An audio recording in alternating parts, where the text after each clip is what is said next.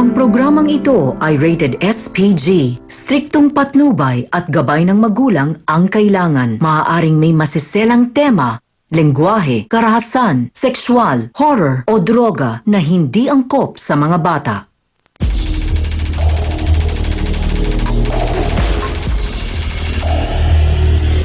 Ngayong umaga, lalaki katabi ang dalawa niyang babae sa isang kama. Akala ko naman na ako lang kinakasama niya. Yun pala, nabalitaan ko sa kaibigan niya na may kinasama siya isa. Ayaw niya po na magsama kami sa isang... Gusto niya po masolo yung asawa ko. Gusto niya mangyari, yung asawa ko talagang hihilahin niya para mapasa kanya. Ayaw ko kasi maghiwalay kami dahil mahal-mahal ko siya. Maski sa akin, siyempre yung asawa ko, parang doon na sa kanya tumatabi, parang hindi niya ako pinapansin. Sino kaya ang mananalong First Lady sa buhay niya? Mamimili siya kung saan siya. Sa akin daw, yung una bang kinasama niya. Wala naman akong pakialam sa kanila, basta yung dalawa naming anak, masustintuhan niya lang. Harapin natin at pag-usapan yan dito lang sa nag-iisang Barangay Hall on Air ng Bayan. Face to Face! Sawera! Let's get ready for Sawera!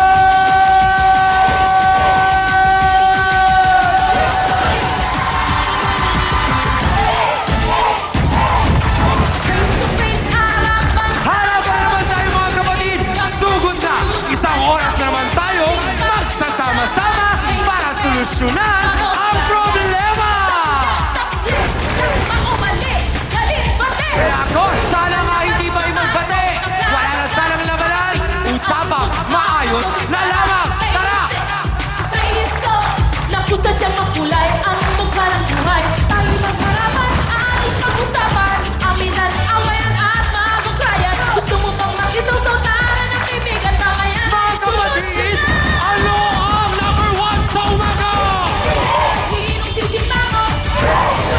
Sinong ngingiti? Mga problema. Huwag mong talikuran! Harapin mo face to face! Yay! At ngayon, heto na ang First Lady ng nag-iisang Barangay Hall on Air, ang pambansang kapitana, Chang Ami Perez! Abay, mga kapatid! Mainit ba ang inyong morning? Abay, kumigi muna tayo para medyo masaya. Uminom ng konting tubig para tayo ay ma-relax at steady lang kayo dyan. Dahil ayoko uminit ang ulo nyo. Dahil baka pag nabalitaan ninyo itong babaeng martir na pumayag na pagsamahin siya at ang escabeche na kanyang kinakasama sa ilalim ng isang bubong. Trending ba yan ngayon? Naku! Tatlo magkasalo. Huwag naman uminit ang ulo nyo, Hans. At ang mga sawsawero at sawsawera.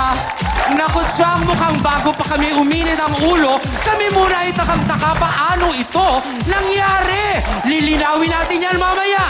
Hindi ba mga kasawsawan? Aba, kaya naman, B1 at B2, hindi pwedeng mawala ang mga pag-awat skills ninyo ngayong umaga.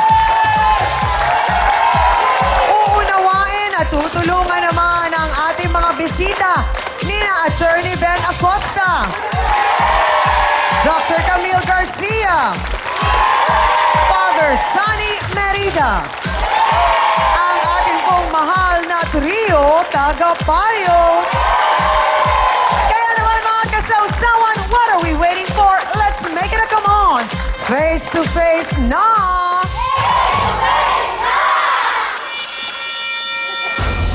Galit na galit daw siya sa karibal ng kanyang kaibigan dahil ito pa raw ang matapang at umaastang First Lady? Oh, no! Cannot be! Alamin nga natin ang kwento mula kay Carla Joy Talming. Pasok!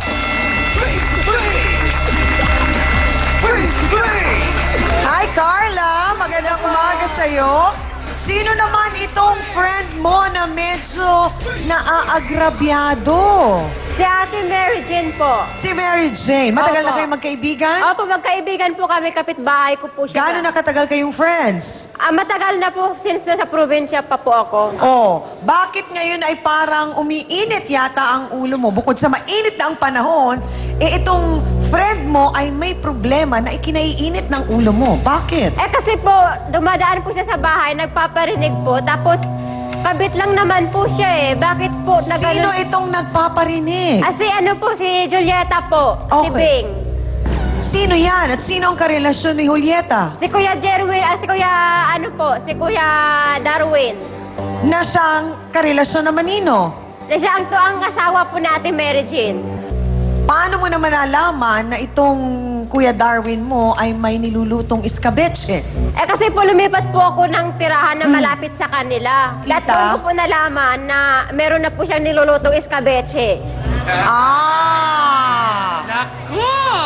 So sinumbong mo ba kagad kay Mary Jane? Hindi po, kasi nagsayo po si Kuya Darwin na kung pwede na wag po daw pong sasabihin kay Ate Mary Jane. Nung lumilipas po ng... Sinunod mo naman?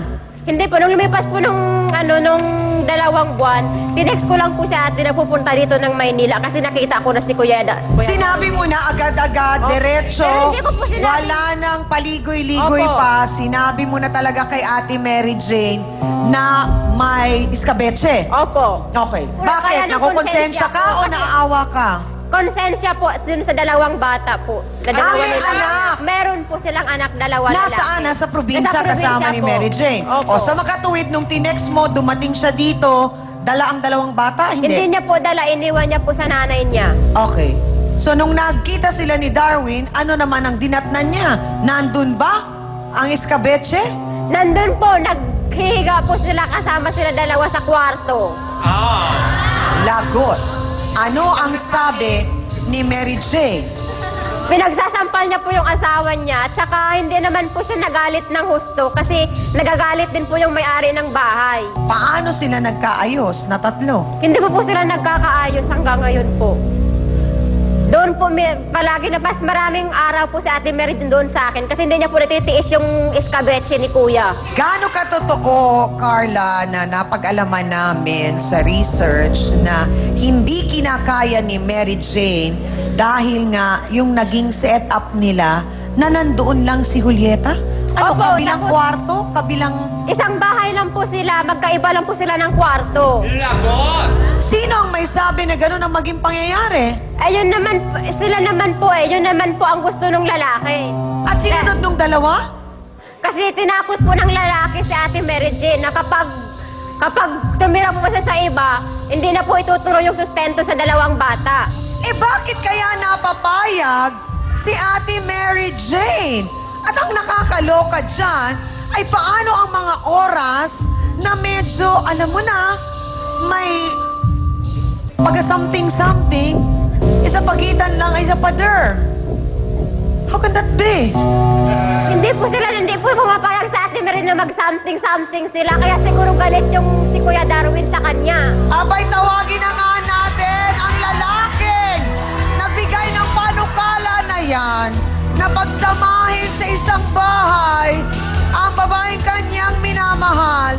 Bakit kaya ito ang naging desisyon niya? O baka naman nagsisisi na siya na itong ginawa niya dahil ang hirap, magkatabing pinto lang. Kinakaya mo ba yan, Darwin? Maghinay, pasok!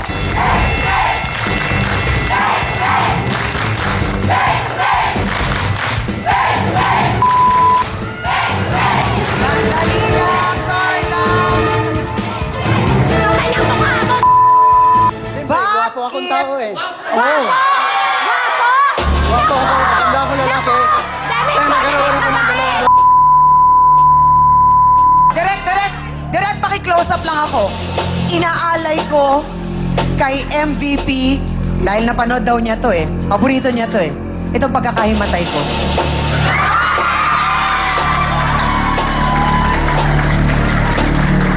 Ginawa mo yung panukala na yon dahil gwapo ka? Hindi naman siguro kasalanan magmahal eh. Bakit si Papa Derek Ramsey gwapo, hindi ganyan? required also is some kind of guapo, but not two binibini in one house. One original and one escabeche. Also, not so far away, B1 is also guapo. But the 12, not in one house, cannot be. Nakakalito. Talo ka, 12. Ikaw, 2 lang. Saan mo naman nakuha yung panukala na yan? Unang-una po, nung umuwi ako sa amin, kasi yung asawa ko, umuwi ako sa probinsya namin. Pagdating ko sa probinsya namin, sabik na sabik ako, mayakap ko yung anak ko, asawa ko, iniwanan ako. Tapos bumalik ako dito po sa Manila. Kaya sabi ko, hindi na to magandang buhay ko. Sinungaling! Lonely, Tapos, I'm Mr. Lonely. noong pagdating ko dito, I have no binigyan po ako ng number sa kasama ko. on my own. Tapos, Yeah. tapos tinitext ako. Ganong kakalungkot kaya pumasok si Julieta sa buhay mo? Siguro ganun ako. Ano nga bang dahilan? Kalungkutan o kagwapuhan? Kaya naging dalawa ang Eva ni Kuya Darwin. Ang kwento ng kanyang pag-ibig, pakaabangan ninyo. Magbabalik po ang Face to Face.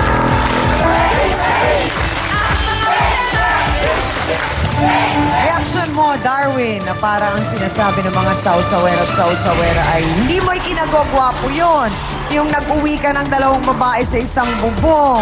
Oo nga, hindi naman siguro ikagwapo yun. Pero para sa sarili ko, gwapong tao ako. Kasi nakadalawa ko ng tao. Pero po,